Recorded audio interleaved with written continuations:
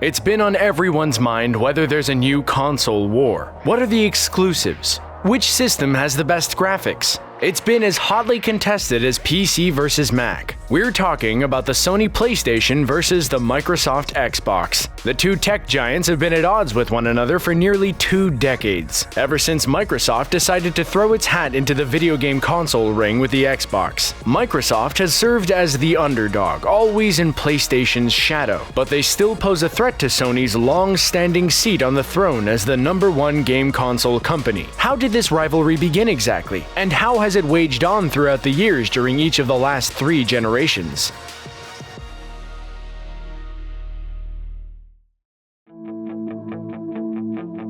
The history of this rivalry must begin with how these two titans began in the first place. Sony was already deep into the video game industry before Microsoft, as they started way back in the late 80s. The man who would later be dubbed the father of the PlayStation was one Ken Kutaragi, who was a manager at Sony's software engineering department. The console that would make him famous actually started as a joint venture between Sony and Nintendo. The two companies were going to create a CD-ROM add-on for the Super Famicom, Japan's Super Nintendo. It was kept tightly under wraps by Nintendo, but Sony unveiled the project in June 1991. However, not a day later, Nintendo announced it would be breaking its ties with Sony, opting to go with Philips instead to make the Philips CDI. Already, PlayStation's conception was born in revenge and scorned deals. While that is where Sony began, the first PlayStation would be released in 1994 and would mark Sony's first console in a long line that would make Sony one of the most recognizable names in the video game industry. While Sony was enjoying a lofty career with the success of the PlayStation and eventual PS1, a smaller version of the first PlayStation, the turn of the millennium was the dawn of a new era with Microsoft. The year was 1999, and in that year, the PlayStation 2 was announced, years before any competitor would make an announcement on a new console. Today, we know the PlayStation 2 as perhaps the most well-known Sony console in their lineup for having an expansive library of games that was still selling well into the next generation of consoles after it. It was surely the console to beat for Nintendo, and during this time, another company would throw their hat into the ring. Microsoft announced they would be entering the console market with their debut product, the Xbox. While the Xbox did well in America due to the brand power of Microsoft and smash hits like Halo Combat Evolved, the Xbox did very poorly in the international market, which was dominated by Nintendo and Sony at the time. It wouldn't be until the Xbox 360 that Microsoft would have a console that could go toe-to-toe with Sony. To do this, Microsoft underwent a metamorphosis of sorts to redesign the console from the ground up, not only giving it more power and HD graphics, but also a softer, lighter design that would be more appealing to the Japanese and international markets, which was a top priority for Microsoft going into the next gen.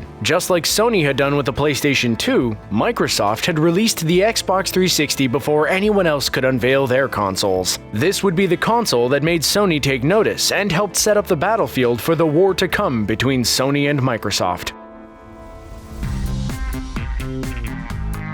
The source of this rivalry really dates all the way back to 2000, when the PS2 had launched and Microsoft released the Xbox a year later in 2001, already behind the PlayStation 2. Given the massive lead and the brand familiarity, the PS2 outsold the Xbox 5-1, and cost Microsoft an estimated $5 to $7 billion over the 4 years of the original Xbox's lifespan. Despite having innovations like Xbox Live and a massive success with Halo, people just didn't like the system itself. Of course, Microsoft wasn't the only one with a common enemy. Peter Moore had a bone to pick with Sony. In 1999, he became Sega of America's president just in time for the North American release of Sega's final console, the Dreamcast. Now, the story and history of the Dreamcast is left for another time, but the lifespan of the Dreamcast was short-lived, to say the least. There are many factors that led to its demise, but one undisputed factor was the amazing success of the PlayStation 2. It was easy to say that Moore had an axe to grind, as he publicly stated that the PS2 had hurt his console. Moore would leave Sega in 2003 and be picked up by Microsoft to be the VP of Interactive Entertainment. He would leave just in time for the release of Halo 2, and as a publicity stunt, tattooed the release date on his arm. Moore would repeat this stunt for GTA 4. Going into this, Xbox had a mission. They were still the underdogs in this fight, and would need to create a console that could compete with the likes of Sony's PlayStation.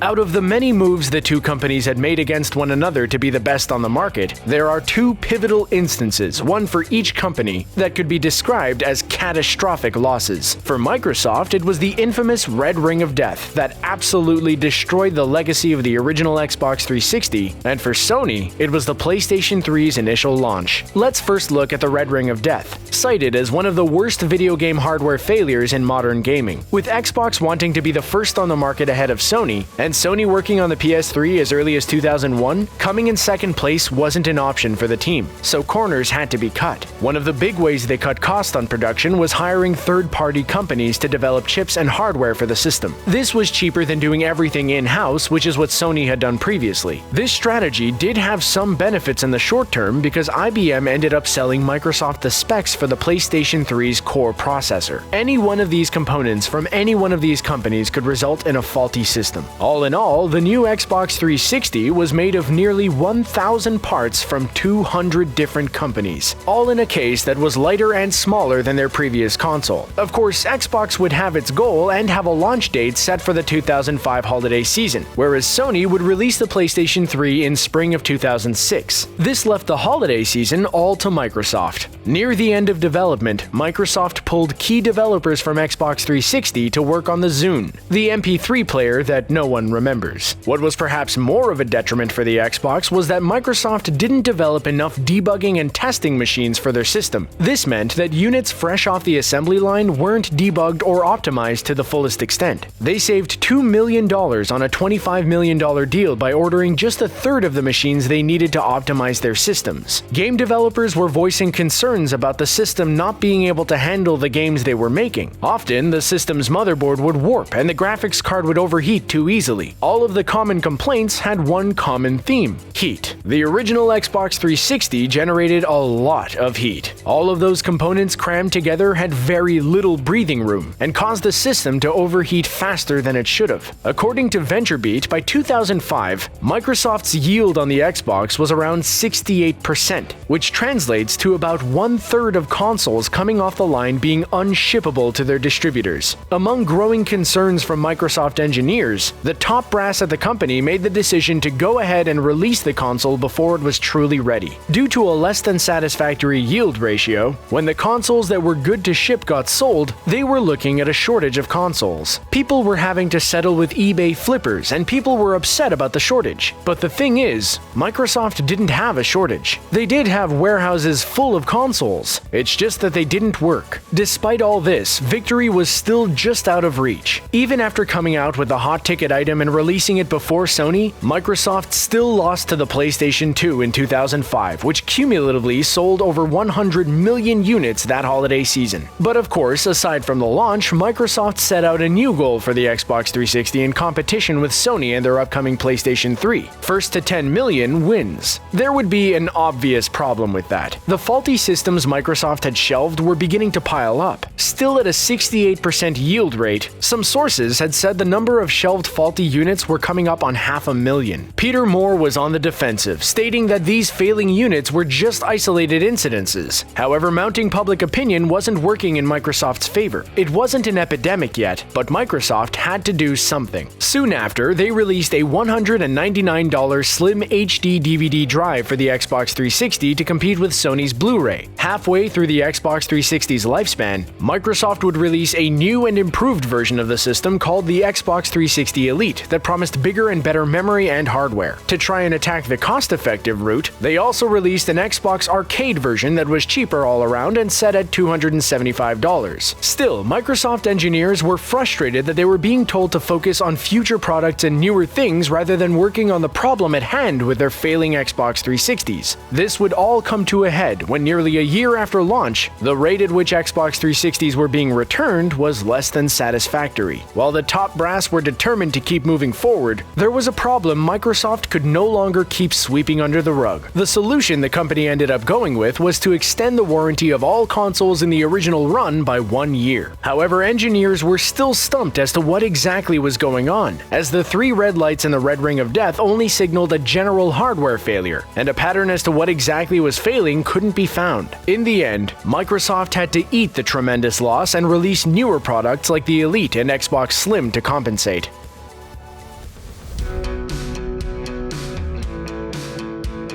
While Microsoft's cost of trying to come out ahead came from within by cutting costs and overlooking glaring issues with their products, Sony had the opposite problem. After the massive success of the PlayStation 2, Sony felt like they had nothing to worry about going into the next generation with the PlayStation 3, which they had been developing since 2001. But soon after the launch of the PlayStation 3, things were beginning to look a little odd with Sony. It really all started with the E3 press conference, regarded by many to be the worst in E3 history. PlayStation 3 was already beginning to look a little shaky due to the third console curse, a superstition in the gaming industry that the third console in a franchise is consistently the worst in the lineup. Sony had already gotten some flack at the Consumer Electronics Expo and would completely redesign their system for E3. While they wanted a spring 2006 launch date, many believed it wouldn't make that date. They didn't. It was at E3 2006 where Sony unveiled the new PlayStation 3 to the public and started off with a bombshell people didn't want to hear. The price would be either $499 or $599. This was more than a 100% increase from the PlayStation 2's price. Well, the rhetoric that was being spun at the conference was that the increase in price was justified for the futuristic cutting-edge technology, and that if people really wanted it, working a few extra hours to afford one was all the more worth it. This sentiment of having to work overtime just to afford this console didn't sit well with anyone. Even some loyal PlayStation fans weren't convinced, and either stuck with the PlayStation 2 or switched to the Xbox 360, which was more appealing this time around to Japanese consumers with their new design. The main reason for this price hike was due to the fact the PS3 had a built-in Blu-ray player. At the time, getting a Blu-ray player for under $600 wasn't too crazy. In their defense, Blu-ray would go on to be a killer to the HD DVD that was being pushed at the time with the Xbox 360. Blu-ray discs held more data and were more durable than DVDs. Xbox would eventually make the switch from HD DVD to Blu-ray in their future devices. Still, at the time, $600 for a new system was just too much for most people. Today's prices still wouldn't come close to the PS3's launch price. Peter Moore of Microsoft was just head over heels for the PS3's launch price, saying in an interview that a customer could buy both an Xbox 360 and a Nintendo Wii combined for less than the price of one PlayStation 3. So what did the Japanese consumer have at launch for the PS3 if they sunk $600 into it? Well, at launch there were only 6 games: Blast Factor, Kido Senshi Gundam Target in Sight, Ridge Racer 7 Miyasoto Miyoshi, Kyodai Naizo Sega Golf Club, Resistance Jinrui Botsuraku no Hi, and Genji Kamui Soran. Needless to say, none of these are award-winning must-haves. While the North American launch titles were much better, it still didn't warrant a $600 price tag. Of course, it wasn't just the price tag that held the PS3 back at launch, but also the hardware. While it was nothing compared to the Red Ring, the PS3's cell processor had some issues. It was marketed to developers as a CPU with tremendous potential, but most developers didn't take the bait, and Xbox ended up having a better rapport with third-party developers. Even Valve wasn't very willing to come on board with the cell processor as it deviated too far from the conventional means. In the end, the cell processor was all that it had promised, but by then it had garnered such a bad reputation that Sony ended up dropping it entirely. As if the hype around the PS3 wasn't shaky enough, the actual launch date itself was plagued with disaster. Not only were there shortages reported throughout the US on launch, but things turned violent. People were shot at, assaulted, and stepped on in order to get their systems, most of which were going to eBay to flip them due to the short supply. In the end, this led to Sony selling just over 500,000 consoles on launch, an absolutely abysmal number compared to the PS2. While the PS3 had a shaky start, perhaps one of the worst launches in gaming history, the PS3 would still go on to outsell the Xbox 360 in its lifespan. It may have lost the early game due to an arrogant mentality that fans will simply work harder to afford their console, but the price of the console would come down, and that is when people began buying them en masse again.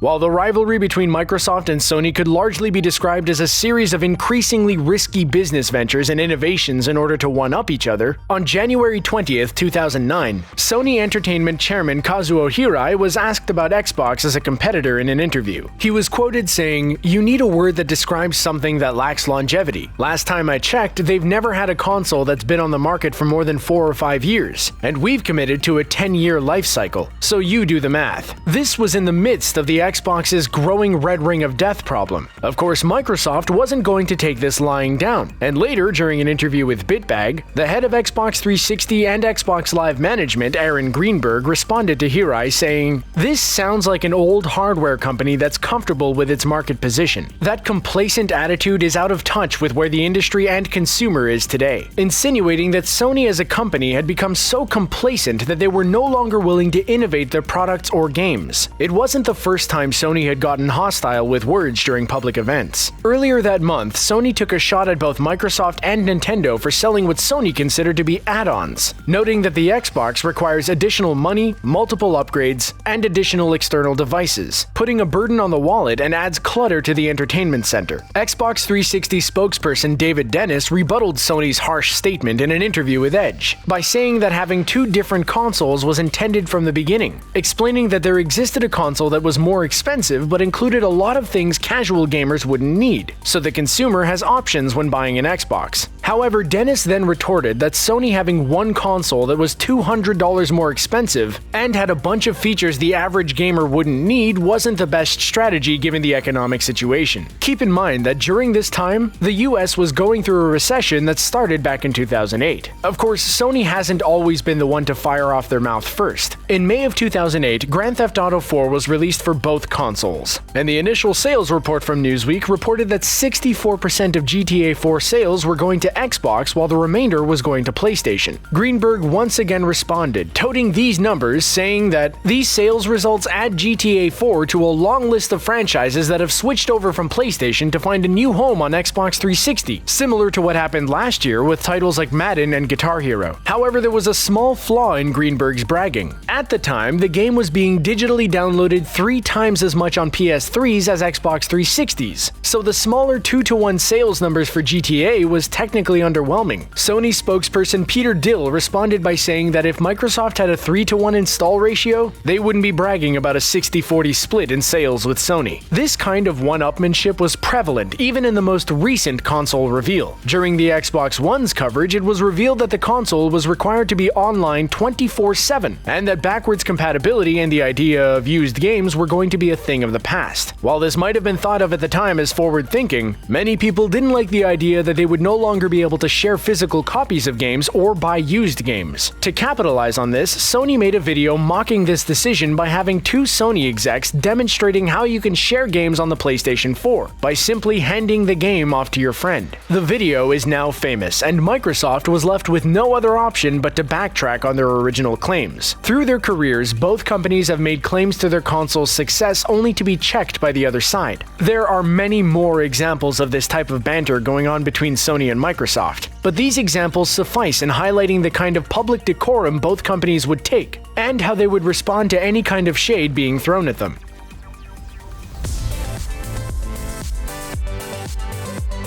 You would think the dust has settled since consoles today are beginning to look more and more alike. Well, sadly, the battle between Sony and Microsoft wages on into this current gen with the PlayStation 4 and the Xbox One. Both of these consoles debuted in 2013, and aside from a few blunders in presentation and marketing, performed similarly. But the rivalry between the two companies meant any inch or any innovation warranted a new console, which is why, halfway through the console's life, both Microsoft and Sony released 4K HDR versions of their consoles. The Xbox One X and the PlayStation 4 Pro. These aren't new generation consoles, but Microsoft's currently working on what they call the Xbox Scarlet, and Sony is working on what'll undoubtedly be called the PlayStation 5, with speculation saying we might see something in 2020. You can find hundreds of tech articles comparing the PlayStation 4 and the Xbox One in regard to graphics, the interface, and power, but when it comes to a war like this, you eventually have two systems that basically do the same thing. What really separates these consoles now are the exclusives. Do you like Uncharted? Sony has given us many great exclusives in their lineup, including the entire Uncharted series, Bloodborne, and Spider-Man. Of course, Microsoft has given us its fair share of exclusives as well, with the Gears of War and Halo franchise. Two franchises that many consider among the greatest and most influential. This rivalry began because one tech giant wanted to enter the ring in the home console market and take down what was at the time the biggest guy in the yard. Microsoft was the David to take on Sony Sony's Goliath, who sat on their laurels and let Microsoft become a top contender because of their arrogance in the mid-2000s. It's really anyone's game to lose at this point, because Nintendo can always announce a new character for Super Smash Bros. Ultimate and steal both Sony and Microsoft's thunder.